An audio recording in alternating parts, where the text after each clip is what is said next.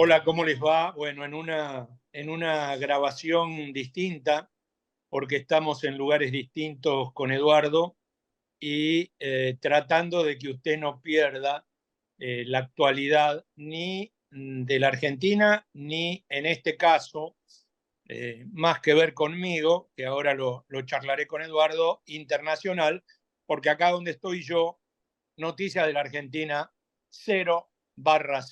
Ah, Barra cero. tenés suerte, entonces estás de vacaciones, en serio. Estoy de vacaciones en serio, exactamente. Lo único que ayer me enteré, porque obviamente los americanos no se les escapa nada, nos guste o no nos guste a nosotros, en la CNN en español pasaron una entrevista que tuvo el psiquiátrico con una periodista de la BBC, que aparte tiene tan mal equipo de comunicación este personaje que es presidente suyo, que no le dijeron que la BBC no es alcahueta, es de los medios ingleses el más, entre comillas, ¿no es cierto? El más imparcial de todos, ¿sí? O si te gusta la palabra, el más independiente de todos. A mí no me gusta la palabra, pero bueno, lo digo. Bueno, la periodista lo despedazó, Eduardo.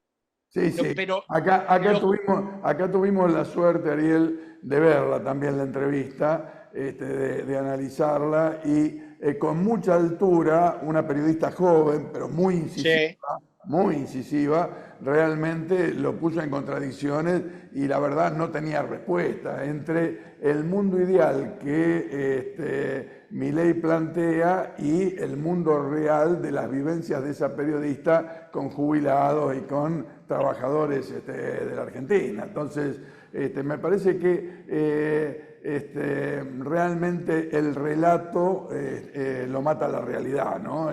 Yo creo que este es un tema que en estas horas se ha puesto muy, muy en evidencia aquí en la Argentina. no, y aparte, Eduardo, a ver, Aruba no, porque evidentemente Aruba está en el medio de la nada y no llegan noticias nuestras ni por casualidad.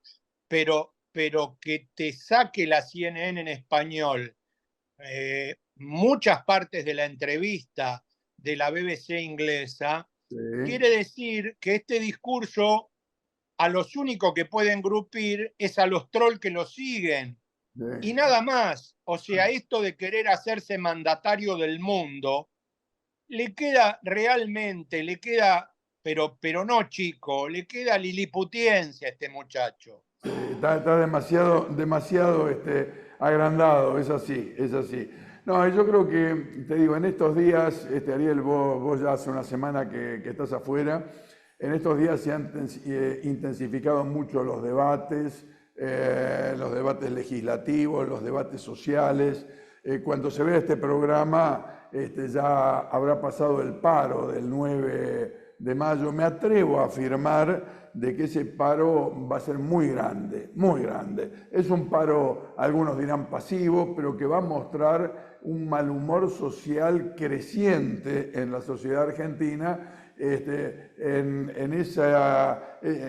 lo que es la realidad y lo que es el discurso. Yo entiendo que hay sectores de la sociedad argentina que piensan que el esfuerzo, el sacrificio que están haciendo en este momento, en algún momento le puede redituar algún mejoramiento macroeconómico y por lo tanto que se exprese también en la economía familiar. Difícil que el chancho chifle, dice el dicho popular. Es muy difícil. Te diría que imposible. Lo que se va percibiendo también en el humor, yo tuve la oportunidad de mirar algunas encuestas en estos días, la imagen presidencial ha venido cayendo aceleradamente después de la gran movilización en defensa de la universidad pública y creo que mañana eso se va mañana sí porque hoy es miércoles, estamos grabando, no puedo salir de mi temporalidad en el paro que el jueves. Está todo, está todo pago, Sigal, no se haga problema. ¿Qué va a ser? Eh, Estamos así, estamos así. Hoy vamos a tener un programa movidito, tenemos un especialista en comercio internacional, en economía, vamos a hablar con Miguel Ponce Un hombre que es del radicalismo, que viene del radicalismo, que está comprometido con las ideas del irigoyenismo, es un dirigente histórico. Tiene la desgracia que lo conozco desde la época que era dirigente universitario, allá hace muchas décadas. Y también vamos a tener aparte de un intendente, vamos a tener a un politólogo peronista, que ha transitado no siempre por los carriles del peronismo oficial. Bueno, ya lo hablaremos con él, y acá me hace seña que tenemos que ir redondeando y vamos a la primera entrevista, si estás de acuerdo, Ariel. Bueno, dale nomás con el primer invitado. Bueno, como les adelantamos en la introducción, acá nos está acompañando Miguel Ponce, un amigo que nos conocemos de muchas décadas. A veces encuentros, a veces desencuentros, como es la vida en democracia, ¿no? Miguel es ingeniero, me estaba aclarando ahora, yo lo conozco desde la Facultad de Ingeniería, de la época de las luchas estudiantiles, pero se ha especializado, y lo contacté mucho cuando yo estuve en la Cancillería, mucho que ver con la exportación, la política internacional. Gracias por acompañarnos, Ariel y a mí. Ariel a la distancia, y a mí acá. No, una alegría estar con ustedes. Yo decía, ¿no? Esto que vos traes ahora, el recuerdo de tu paso por Cancillería. Yo en ese momento también ya estaba trabajando en la economía real. Había dejado de ser subsecretario de Industria y Comercio del 83 al 89 con Alfonsín y había pasado a la actividad privada. Siempre viví de la profesión. Y me decía, en momentos en los cuales me estoy cansando ya de hablar de las barbaridades, porque de otra manera no se puede calificar lo que está haciendo la Cancillería Argentina.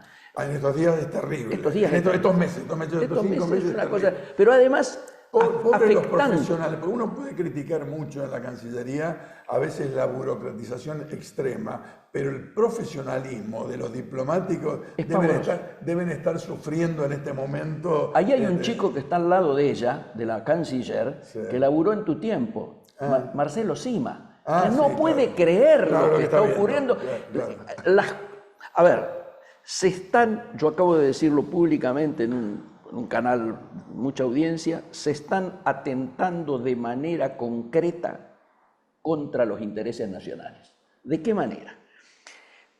Nosotros durante un tiempo tuvimos a China como principal socio comercial. Lo había pasado a Brasil, luego Brasil recupera este primer lugar en términos de intercambio, ¿no es cierto? La suma Impo-Expo.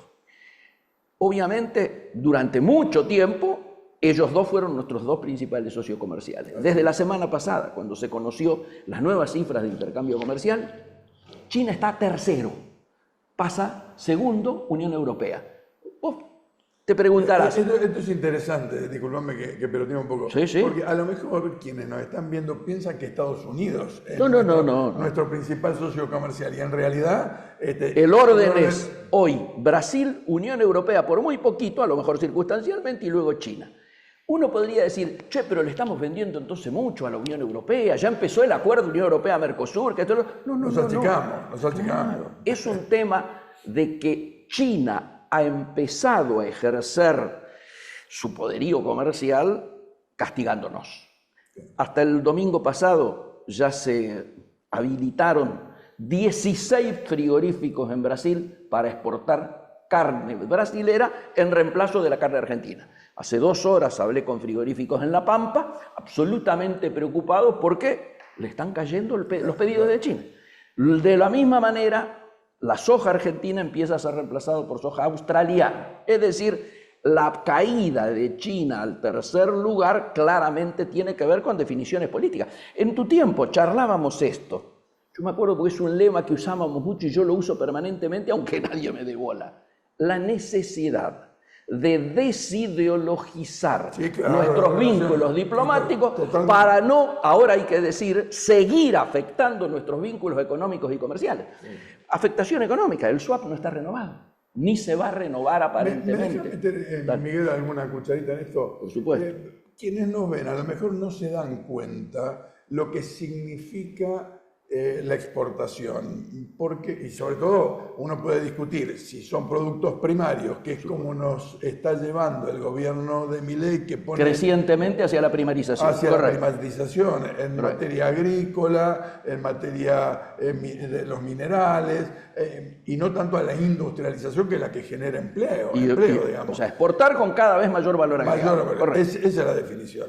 Ahora, nosotros, yo recuerdo, año 2011, hasta que estuve en la Cancillería, fuimos avanzando desde 25.400 millones de dólares a 87.000 millones de dólares en la exportación. Ahora nos hemos caído alrededor de 50. Pero claro, pero además la expectativa de llegar a esa meta de 100.000 millones de dólares de exportaciones, que no es una grosería. Si hubiéramos hecho medianamente las cosas bien en lo que va del cambio de gobierno, hoy tendríamos que tener la posibilidad de aumentar entre un 30 y un 35% lo que fueron nuestras exportaciones del año pasado. Es decir, llegar ahí casi a los 100.000. Todo lo contrario. Ahora, eso significa que disminuye la cantidad de dólares que ingresan a la Argentina. Sí. Este es básicamente pero claro, el problema de... absolutamente, y no se nota tanto. ¿Por qué? Porque estamos teniendo un superávit económico no virtuoso. Sí, claro. No es producto de que aumentamos nuestras exportaciones, sino producto que pisamos el pago de nuestras importaciones. 12.000 millones de dólares de retraso tenemos en estos momentos de pagos de este tiempo acumulados. Igual te digo, Miguel, si no me equivoco, el saldo comercial favorable de la Argentina, si seguimos a este ritmo, no va a pasar los 6.000 millones de dólares, que es o menos. Volvemos a lo que decíamos recién, es no virtuoso. Claro. Porque, ¿sabés los motivos, además de esto que hablamos, de que pisan las importaciones y todo lo demás? Hay menor demanda por la recesión. Claro. Entonces se está trayendo menos insumos porque hay menos para fabricar. Hemos pasado de una etapa hasta 10, 15 días atrás, cuando estuvimos juntos en el encuentro, sí, donde estábamos en lo que yo venía denominando receflación, es decir, recesión con alta inflación. Hemos pasado ahora a lo que podemos denominar depreflación, es decir, depresión todavía con alta inflación. ¿Menos que antes? Sí, menos. También conseguida de manera no virtuosa por el enfriamiento de la economía. Ahora, por lo tanto, acá el primer asunto es hacer un gran desmentido al presidente cuando nos prometió el rebote en B, o cuando dijo de manera escatológica en la Fundación Libertad, vamos a rebotar como pedo de buzo. Eso no va a ocurrir. El debate, hablando de letras, no es una B, después se dijo, bueno, va a ser una pipa de Nike, otros hablan de la U. Yo digo, no señores, estamos en una L, del cual todavía no conocemos ni la profundidad de la caída, ni el largo del mantenimiento sin rebotar. ¿Por qué? Recesión técnicamente son 2 trimestres sin crecer. Pero depresión es la agudización de la recesión, es decir, seguir sin crecer obviamente más tiempo. Todo el mundo habla de que tal vez para el año que viene haya algún atisbo, pero esencialmente agravado, ¿por qué? Por lo nuevo, que es el impacto sobre el empleo. Este círculo no virtuoso que viene transitando Argentina desde el cambio de gobierno empezó con un fogonazo inflacionario monstruoso producto de una devaluación del 128%. Así es. Bien, ese fogonazo generó una caída de consumo que todavía estamos padeciendo. La caída de consumo te llevó a baja de nivel de actividad, obviamente, y capacidad ociosa en las plantas, y eso ya pega en el tema empleo. Empezaron adelantando vacaciones, suspendiendo turnos, frenando las horas extras. No cualquier empresa, industria automotriz, grandes siderúrgicas, ¿no? Absolutamente. Yo decía cuando hicimos el encuentro que la fotografía de Argentina eran esos obreros calificados de Acindar cortando la ruta a la altura de la planta, ¿no es cierto? Porque claro... Ahora, perdón. Sí, dale. Voy a introducir algo porque los veo como extrañados a ustedes, como asombrados a ustedes. Como que fue una sorpresa lo que pasa. No, qué sorpresa. A ver, yo creo que una de las características del gobierno del psiquiátrico es precisamente poner en cargos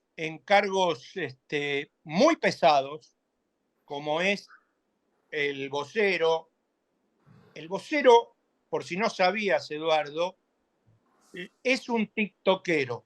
Sí, claro. ¿Qué carajo sabe Adorni de comunicación? Nunca me enteré ni me enteraré. Pero bueno, pongo este ejemplo para ir a la señora Mondino y a la familia Mondino, que yo calculo que ustedes, que son muchachos un poco mayores que yo, deben acordarse de quién era la señora Mondino y la familia Mondino. Se deben acordar de un banco, claro, que mágicamente casi desapareció. Entonces, yo pregunto, ¿sí? Y ahora estoy viendo acá los debates presidenciales en México, que son peores que los del psiquiátrico con el candidato de la jefa, son horripilantes. Pero yo pregunto, alguien que se pelea con los chinos y dice que los chinos son todos iguales, lo cual me parece bárbaro. Yo decía en el programa de fútbol que Maradona había uno solo, los demás eran todos japoneses. Bueno, Mondino dice que todos los chinos son iguales. Bueno, después se pelea con Lula. Después se pelea con el que va a ser mandatario saliente mexicano. AMLO, entonces, sí.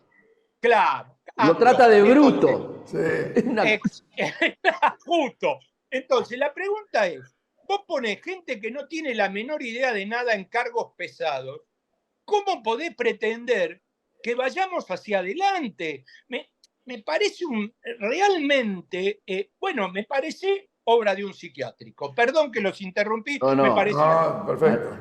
Muy interesante lo que estaba contando el correligionario, realmente Ariel, muy interesante. completo lo tuyo en el siguiente sentido. A esta altura, uno al comienzo pensaba, bueno, puede ser mala praxis, puede ser ignorancia, puede ser alguna equivocación. No. Ahora, claramente, uno tiene que visualizar que estamos ante un caballo de Troya.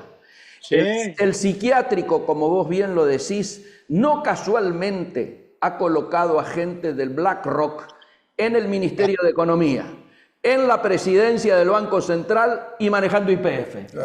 Vaca muerta. ¿Qué te parece? Esto no es una casualidad. Claramente, si llegara a salir el RIGI, este capítulo, ¿no es cierto?, para las grandes inversiones, esto tiene nombre y apellido. Son todos artículos direccionados para los que van a ser beneficiarios por mucho tiempo, no solo del proceso extractivista a lo acomodé en la Argentina, sino esencialmente a cómo se va a consolidar y modificar de por vida, tal vez, el modelo económico y productivo argentino. Vos hiciste en varios momentos referencia al encuentro que tuvimos hace un par de semanas. Sí, señor.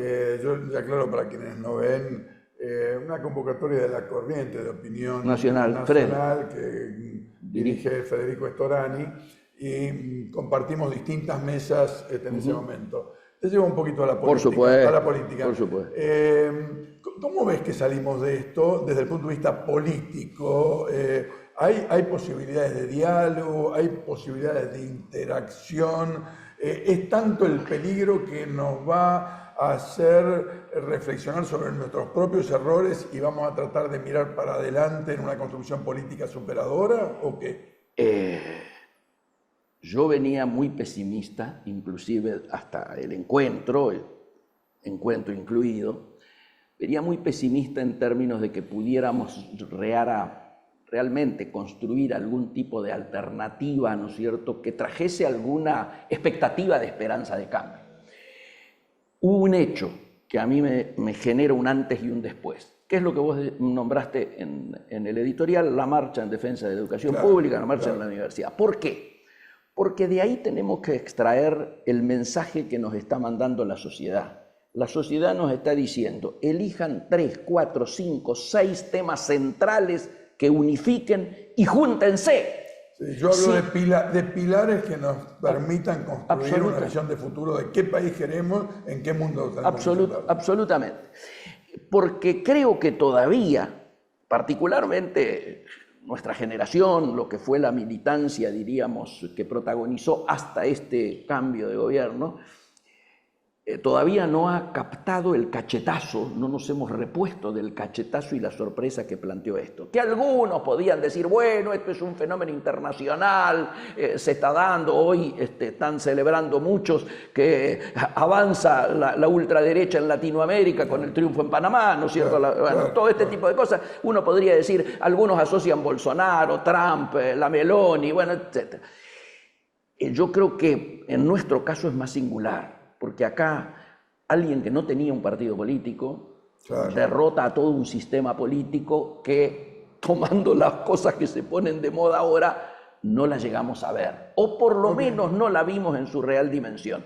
Recién cuando yo miraba tu foto con Alfonsín decía, cuando peleábamos por el retorno a la democracia y asume Alfonsín, el lema era, con la democracia se come, se educa y se cura. Bueno, después de 40 años tenemos que decir que estamos en deuda. Mínimamente estamos en deuda.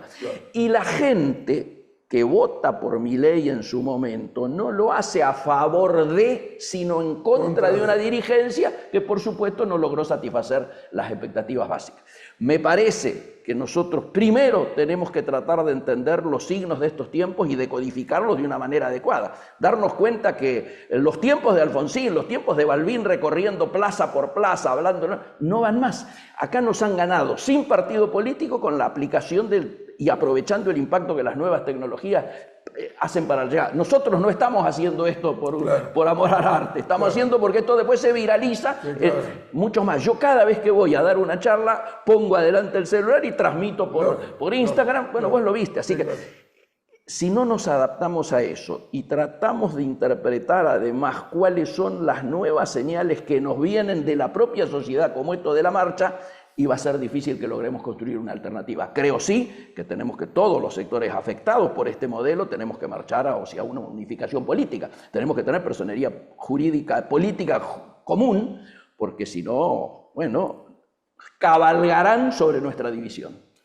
Muchas gracias, por favor. Miguel. La verdad, un gusto tenerte.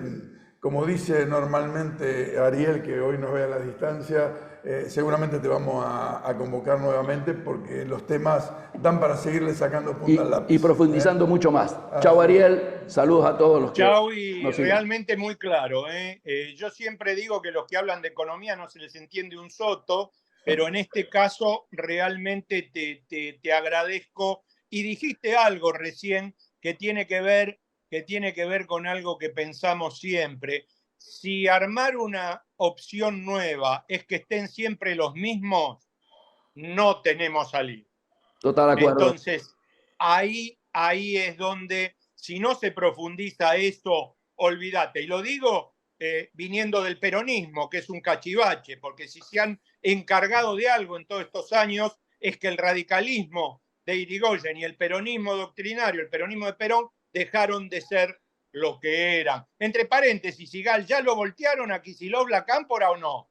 No, difícil, no quiero meterme en esa no quiere. Miremos los problemas del país y tratemos de encontrarle soluciones. No nos enredemos en las miserias. Chao. Bueno, hasta la gracias. Seguimos, hacemos una pausa y seguimos con políticas de Estado. Hola, gente. Bueno, hoy vamos a hablar de una política de Estado para la cual le estoy pidiendo ayuda a la UNTAD. La UNTAD es el órgano económico de estudios económicos de las Naciones Unidas. Y en ese informe que hicieron en el año 2017, Marco Fugaza y Juan Hoffman llegaron a esta determinación de que cuando una zona económica no tiene conexión directa internacional con sus socios comerciales, pierde negocios. Básicamente, aquí lo tengo resaltado en rojo, cualquier transbordo adicional está asociado con un valor 40% menor de las exportaciones bilaterales. Bueno, esta afirmación, que es para todo el mundo, no está hecha para nosotros, pero que en nuestro caso nos pone en evidencia de que nosotros estamos con un problema. Y ahora lo paso a describir. Acá tenemos nuestro estuario del río de la Plata, nuestro río Paraná, las zonas donde se cargan nuestras producciones agropecuarias, agroindustriales. Y esto que ven así, estos puntitos que ven acá, son los barcos. Esto es una extracción que hicimos del Marine Traffic, que después la ilustramos un poquito más con algunos detalles. Bueno, esta es la zona principal, este es el núcleo productivo de la República Argentina, donde se concentra la mayor cantidad de producción, lo hemos simbolizado con estos dibujitos que están acá. Bueno, esta zona, lamentablemente, podemos decir que es la zona núcleo de producción. Esta zona núcleo de producción, lamentablemente, no tiene conectividad directa internacional. ¿Por qué? Porque como el río de la Plata y el acceso, y después el río Paraná, no tienen buenas condiciones, los canales de acceso para las embarcaciones son poco profundos, son angostos, son con las corrientes atravesadas, tienen cambios de rumbo, cambios de arrumbamiento, tienen un montón de condiciones de ese tipo, hacen que, los barcos tengan problemas para entrar a esta vía navegable. Y como tienen problemas para entrar a esta vía navegable, que tiene un formato poco favorable, ¿qué nos ocurre? Que el 60% de las cargas de este núcleo productivo se operan desde puertos del exterior, particularmente Montevideo. Entonces, argentinas y argentinos, nosotros por este canal, que está diseñado hoy en día, que es el canal Punta de Indio, después el canal intermedio y el acceso a nuestros ríos, estamos en desventaja. Estamos perdiendo negocios. Cualquier ciudadano o ciudadana que produzca algo acá, yo siempre hago este ejemplo, y voy a terminar con esto. Si alguien produce un pollo acá y lo vende a China, el señor de China dice, bueno, ¿cuánto sale este pollo? Bueno, a la puerta de mi criadero sale $1, llevarlo a China 30 centavos más, 1,30. Resulta que como tenemos transbordos, resulta que como nuestras vías navegables no son eficientes, perdemos, y nuestros puertos tienen problemas también, perdemos posibilidades de tener conexión directa internacional. Entonces el pollo cuando llega a Chile sale 1,50, no sale 1,30. Y el señor de China me dice, no, yo te lo pago 1,30. Y entonces si me lo pagan 1,30, hay que volver al productor de pollo de Argentina y decirle, mirá, tu pollo sale 0,80, porque yo tengo que usar 20 centavos para pagar la ineficiencia del sistema logístico. Es una política de Estado para la República Argentina tener puertos y canales de acceso que faciliten el ingreso de los buques más grandes que circulan por el océano a las costas de la zona núclea de producción. Si no hacemos eso, estamos perdiendo el 40% de nuestros negocios.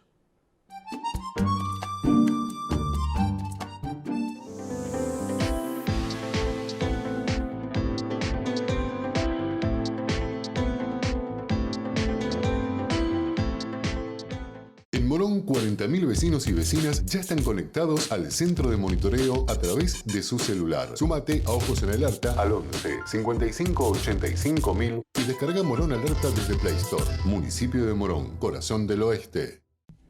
Acompaña a Política de Estado Puerto La Plata, un importante nodo logístico para los sistemas productivos de la región.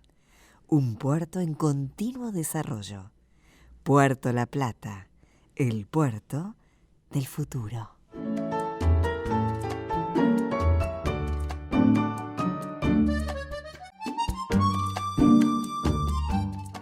Bueno, tal como lo adelantábamos, hoy nos acompaña un intendente de un municipio importante como Morón, el intendente Lucas Gui. Gracias por acompañarnos, Lucas. No, al contrario, el gusto es mío. Gracias a ustedes por el espacio.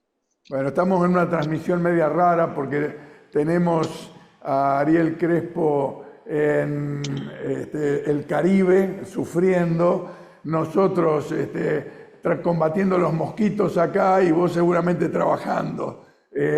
Así que es media rara esta transmisión. Bueno, pero utilizando los beneficios de la tecnología, vamos a desafiar a las circunstancias para hacer de esto una buena entrevista. Así es. ¿Cómo estás, Lucas? ¿Cómo están las cosas? ¿Cómo están después de estos 5 meses que llevas de un nuevo periodo como intendente con un gobierno nacional que parecería ha producido recortes muy importantes en la ayuda de coparticipable, ¿no? Sí, preocupado porque se ha decidido llevar adelante una reformulación del plan de gobierno con este ajuste, tal como lo denominan las propias autoridades nacionales, que como todo ajuste tiene ganadores y perdedores.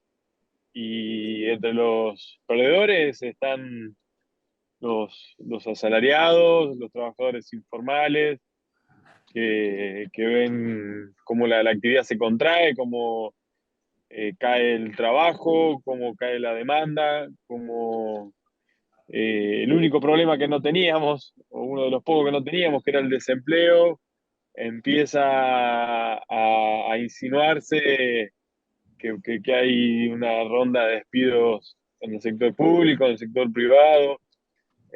A los jubilados los castiga también, producto del deterioro del poder adquisitivo durante estos meses, que supera el 40%, a los estudiantes otro tanto, con el recorte en las partidas de educación, tanto a nivel primaria, secundaria, como lo que bueno, pasa a nivel universitario, y la respuesta masiva, afortunadamente, haciéndose sentir, ¿no? La estudiantada como un sujeto político relevante, que es lo que necesitamos siempre, mucho más en este contexto. Y ganadores hay, como también todo proceso de ajuste, en donde el sector financiero yo no creo que se haya visto afectado, al contrario, los grandes jugadores del comercio exterior vinculado al complejo agroexportador, tampoco. Las prepagas parecieran que ahora se le está pidiendo que moderen un poco su voracidad, pero a juzgar por los aumentos desproporcionados de estos últimos días, uno imagina rentabilidades también significativas. Pero bueno, desde los municipios, que somos la primera caja de resonancia, estamos intentando contener a nuestra gente y dar respuesta, sobre todo con las cuestiones más elementales, que es lo que nos plantea nuestra gente. Sí, Ahora, Lucas, bueno, primero, ¿cómo te va? Buenas tardes. Un placer que estés acá con Eduardo y conmigo. Yo sé por gente ligada a mi mujer que vivió varios años en Morón, lo que a vos te gusta patear la calle, recorrer los vecindarios. ¿Cuál es la sensación que vos sentís de la gente en cuanto a las políticas económicas de este personaje? ¿Cómo los ves? ¿Cómo ves digamos, no quiero decir la palabra malestar, pero me surge esa? ¿Cómo ves el malestar público en relación a todo esto que está pasando, al aumento desmedido de los precios, de las tarifas? ¿Cómo ves en tus caminatas, en tus recorridas por Morón, por los barrios? ¿Cómo ves a la gente? Muy preocupada, porque aún aquellos que decidieron votar a este espacio político y gobierna la nación, no deja de sufrir los efectos de todo esto que vos bien señalás, Atiel. Hay distintas interpretaciones frente a lo que objetivamente es lo que describís. Los precios aumentaron para todo, independientemente de nuestras pertenencias políticas. No obstante, hay distintas explicaciones y sobre todo expectativas de cara al futuro, el futuro inmediato. Están los que vemos que este es un programa tradicional, ortodoxo, de ajuste y de deterioro de las condiciones de vida de la mayoría y de transferencia de ingresos de los sectores asalariados hacia los poderes más concentrados. Y están los que todavía le dan crédito, habida cuenta de que este es un gobierno que no tiene pasado, que no hace ancla ni referencia histórica con ningún proceso, y entonces se le renueva la paciencia, pero a mí me parece que eso se va desintegrando día tras día cuando los resultados prometidos no aparecen, ¿no? Pero bueno, más que comentar la realidad, a mí me toca afrontar los problemas, tratar de encontrar soluciones, seguir generando oportunidades para que aquí en mi pueblo, mi gente pueda vivir de la mejor manera posible. Lucas, tengo la impresión al escucharte que hay un esfuerzo del municipio por tratar de paliar y contener en la medida de lo que se puede las dificultades que está trayendo esta política. Ahora, también al escucharte veo como que estamos, y lo que hablo con otros intendentes, estamos como en una cosa defensiva, ¿no? Hay que contener la demanda, hay que tratar de resolver las urgencias, pero es difícil programar futuro así, ¿no? Es muy difícil porque te cambiaron buena parte de los botones del tablero de comando y cuando parecía que consensos básicos de nuestra sociedad no se iban a reformular, y me refiero concretamente a, por ejemplo, la obra pública, que es motor de desarrollo para todas las ciudades. Hoy vemos que hay una definición de no hacer nada en materia de obra pública. Lo que trae consigo es no solo destrucción de puestos de trabajo, sino innovaciones, mejoras, renovaciones de la infraestructura, expansión de servicios, reducción de situaciones peligrosas. Cuando uno hace un puente para atravesar una vía y cerrar un paso a nivel, está evitando siniestralidad. Ni que hablar de lo que significa hacer una escuela, un hospital, un cuartel de bomberos, llevar adelante un plan cloacal. Bueno, todo eso que nos parecía una obviedad, que era parte del acervo colectivo, se paralizó. Y en todo caso, claro, solo queda lo que estamos en condiciones de financiar los propios municipios o la provincia de Buenos Aires en este caso, que el gobernador hace un esfuerzo extraordinario y todos los compromisos que teníamos con el gobernador lo estamos ejecutando. Pero sin dejar de reconocer también que a la propia administración provincial se le ha afectado de manera también muy gravitante. Si se le han recortado varios puntos de su participación en el presupuesto nacional, siempre fue muy baja, ¿no? En relación a los 40 puntos que aporta, recibe solo 22 puntos, 25 hasta hace 4 meses cuando gozaba del Fondo de Financiamiento Fiscal y del Fondo de Incentivo Docente. Bueno, esos dos fondos fueron absolutamente desarticulados, hoy no los tiene la provincia, y no obstante el gobernador nos sigue girando los recursos con los convenios que tenemos de obra pública con la provincia, sigue renovando los salarios de toda la administración, tanto docentes, judiciales, personal de salud, seguridad, pero la situación es, como vos bien señalás, Eduardo, es la situación más bien de repliegue, a defender lo hecho y en todo caso a pensar cómo seguimos. No es fácil estar en tu pellejo. ¿Las fuerzas políticas en el Consejo Deliberante en general te acompañan? ¿Tienen conciencia de todo esto? ¿O se trata de aprovechar, de medrar de las dificultades que generan las políticas nacionales? Y vos viste cómo es el juego de la política. Hay sectores que son un poco más conscientes, sobre todo los que tienen algún nivel de responsabilidades de gobierno, porque gobiernan algún distrito del conurbano o alguna provincia, y saben lo difícil que es afrontar en este contexto la gestión de un gobierno. Y después hay otros sectores que están más desvinculados de la política y la gestión y desde un lugar, a mi juicio, muchas veces imprudente y completamente descontextualizado, hacen planteos que son difíciles de abordar. Pero bueno, es parte de las reglas del juego, ¿no? El Consejo Deliberante es la caja de resonancia del conjunto de las expresiones políticas, sociales que coexisten en nuestra sociedad, y es razonable que en el Consejo tengan también voz. Pero Lucas, a ver. Acá nos están haciendo señas. Vos podés ser oposición, pero no podés negar cuando el pueblo tiene hambre o cuando el pueblo tiene necesidades. porque si haces eso sos un hipócrita. Ujú. Esto va dirigido obviamente a los tipos que te pueden poner palos en la rueda desde el Consejo Deliberante en la gestión. O sea, para mí no es admisible que si vos ves lo que le está pasando a la gente, le pongan palos en la rueda al intendente que hace lo que puede como gato entre las leñas para zafar de esta situación.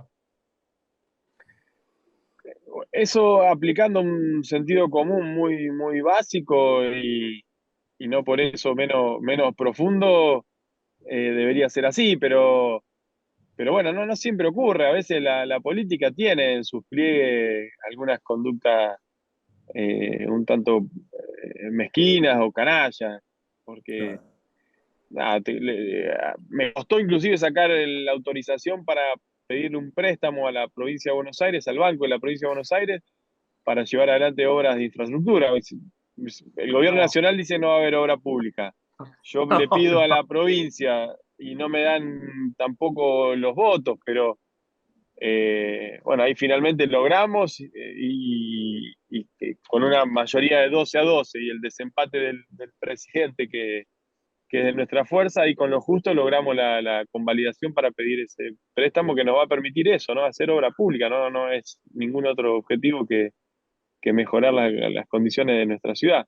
Pero nada, yo no me detengo en eso, sé que no es fácil, pero hay voluntad, hay equipo, y sobre todo hay un compromiso con la sociedad que espera que nosotros no nos quejemos, no demos excusa y que trabajemos todos los días haciendo lo mejor posible. Gracias, Lucas, muy amable. Y seguramente quienes nos están viendo pueden comparar entre las trabas y el esfuerzo de algunos políticos que tratan de superar las dificultades para ir llevando soluciones a los problemas cotidianos de los sectores populares. Gracias, Lucas Guinel. Gracias. Gracias a ustedes. Gracias, Eduardo, Ariel. Abrazo grande, un cariño a la audiencia. Abrazo, gracias. Dale, un abrazo. Bueno, hoy tenemos un nuevo invitado, Alejandro Topo Rodríguez, como le gusta que lo llamen. Así es. Dirigente político de formación y origen peronista, una persona con amplia experiencia en la gestión pública, en el Ejecutivo y en el Legislativo, un dirigente político. Yo por lo menos me asumo así como dirigente político sin vergüenza, no sin vergüenza, sin vergüenza, porque nos han puesto un poquito a la defensiva a veces con las campañas de que como hablar de política y de políticos es como que si fuese mala palabra. Y yo reivindico en gente que se ajusta a convicciones y que hace el esfuerzo por resolver la vida de los que necesitan. Gracias por acompañarnos, Topo. Gracias Eduardo, muchas gracias por la posibilidad de participar con vos en este diálogo, que agradezco mucho. ¿Cómo estás viendo la situación? Voy así, empecemos de lo general a después a cuestiones particulares. ¿Cómo estás viendo el momento político hoy en la Argentina?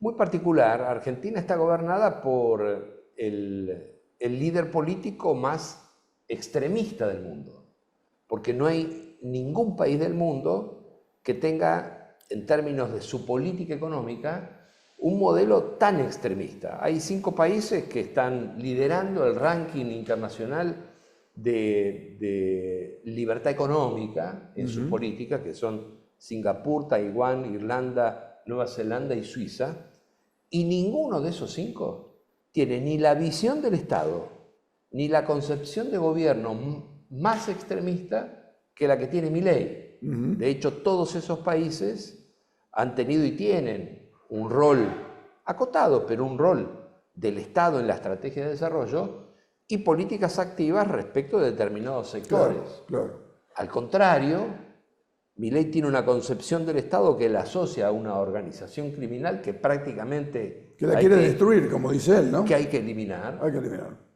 Y tiene una visión del gobierno, que no es lo mismo que el Estado, Claro. de un gobierno mínimo, casi en términos operativos para la reproducción de algunas acciones o tareas. Por eso, hace unas 2 semanas, en la cumbre de Bariloche frente a los empresarios, Milei fue muy claro. Les dijo, yo me voy a ocupar de la macroeconomía, y los demás es responsabilidad de ustedes. Es decir, el gobierno retrocede, no solo el Estado mínimo. No hay países... O sea, que le delega responsabilidad a los empresarios y poder. Sí, tiene además una enorme confusión, porque eso no es el mercado. Claro. Un conjunto de empresarios no son Claro. el mercado. No tiene claro, o mejor dicho, lo que tiene claro es que hay que destruir o minimizar el Estado, y el gobierno en términos de políticas públicas también debe ser mínimo. Frente a ese modelo, que es un modelo el más extremista en el mundo en términos ideológicos de políticas públicas, hay un importante sector de la sociedad, no sé si es mayoritario o no, que no reacciona en contra. Claro. Aquí hay un modelo que bajó en 3-4 meses un 32% la capacidad de compra del salario del sector formal y casi 45%, un 44,8% para los trabajadores informales.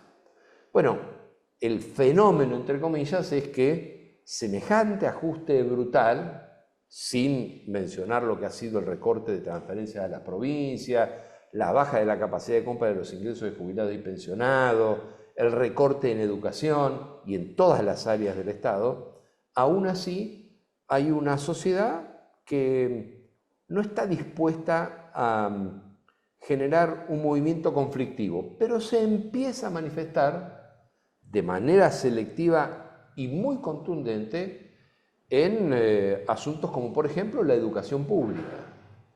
Y en ese sentido me parece que hay que ir comprendiendo los tiempos de la sociedad, pero también asumiendo lo que no son riesgos, sino que son decisiones, que es actuar por las convicciones y no por la encuesta. Entonces es muy importante que quienes se sienten o nos sentimos comprometidos con otro modelo de sociedad, lo expresemos aunque hoy no seamos la mayoría, porque Argentina necesita que un sector de la militancia política y de quienes tenemos compromiso con el servicio público, demos los pasos que hay que dar advirtiendo que este modelo nos va a llevar al desastre, y quienes tienen la responsabilidad de estar en cargos de representación levanten una fuerte pared democrática contra la autocracia de Milei. Yo voy notando... Ahora, Topo, discúlpame, ¿por qué pensás vos que hay de una parte de la población este sentimiento de anomia y de no poder reaccionar ante el desastre que está haciendo este tipo? Bien, es importante y obviamente no tengo la respuesta, sino para compartir algunas hipótesis, algunas ideas. Entre paréntesis y antes, tengo la impresión de que sí hay decisión en asuntos que son medulares, como por ejemplo el caso de la educación pública, por eso lo vuelvo a resaltar. Pero tengo la impresión de que los resultados de las políticas de gobiernos anteriores han sido contundentes. Argentina lleva casi 10 años con el tercer gobierno de baja sistemática de la capacidad de compra de los ingresos de las clases más humildes, de los trabajadores. Es decir, la inflación ha sido un fenómeno que se comió y se come prácticamente la clase media trabajadora, y eso es un dato de la realidad. Especialmente es un dato de la realidad cuando no se hizo todavía el pasaje a la realidad de lo que es el discurso de la justicia social. Para nosotros, quienes nos reivindicamos peronistas, la justicia social es un concepto doctrinario, pero para la sociedad en su conjunto... Vivo mejor o vivo peor. Es una realidad empírica. Para la sociedad en su conjunto, la justicia social es un concepto susceptible de medición, de contrastación empírica. Entonces, hablar en el vacío, postular en el vacío de la justicia social ha sido realmente una dificultad en los últimos años. Y por otro lado, no hay que quitarle valor a las actitudes ejemplificadoras que han faltado, desde todo punto de vista, en los últimos años de la dirigencia política en general. Así que a mí me parece que ese puede ser uno de los factores o una de las causas. Por lo demás, me parece que no hay que exigirle a la sociedad que haga lo que la dirigencia política no se atreve a hacer. Y Hay que tomar la decisión de hacerlo independientemente de cuál sea hoy el apoyo social a esa actividad. Y con el riesgo a lo mejor de que uno se equivoca cuando toma las decisiones también, porque es probable. En eso nadie está exento de cometer errores.